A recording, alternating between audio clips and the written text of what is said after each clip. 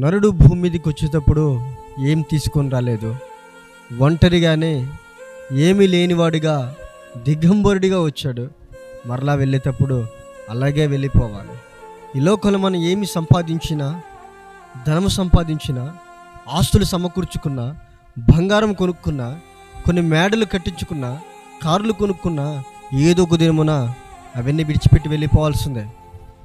మనకున్న బంధువులు కానీ, కన్నవారు కానీ, కట్టుకున్నవారు కానీ, పిల్లలు కానీ ఏదో ఒక దినమున ఈ లోకం నుండి విడిచిపెట్టి మనం అందరిని వెళ్ళిపోవాల్సిందే. అయితే నువ్వు నేను ఈ భూమి మీదకి ఎలాగొచ్చామో మర్ర వెళ్ళేటప్పుడు కూడా అలాగనే వెళతాం.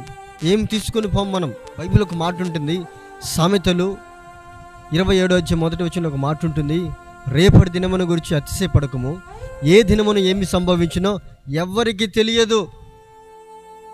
తమ్ముడా, ఈ వాక్యం ఏంటని పిల్లలు గమనించండి ఒకసారి.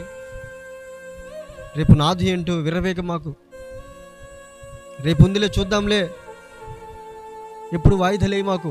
ఈ లోకంలోని తుచ్చమైన వాటి కోసం జీవితాన్ని పాడు చేసుకుంటున్నావా? క్షణం ఉండే సంతోషం కోసం జీవితాన్ని నాశనం చేసుకుంటున్నావా? ఈరోజైనా యేసే నమ్ముకొని మారు మనసు పొంది రక్షణ పొంది బాప్తిసం పొందుకో. నీ జీవితాన్ని యేసే చేతిలో పెట్టు.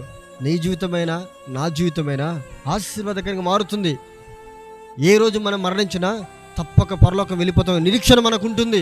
ఎంతకాలం తమ్ముడు వాయిదాలేస్తావు? ఈరోజు నమ్ముకో, యేసే నమ్ము, సొంత రక్షణ అంగీకరించు.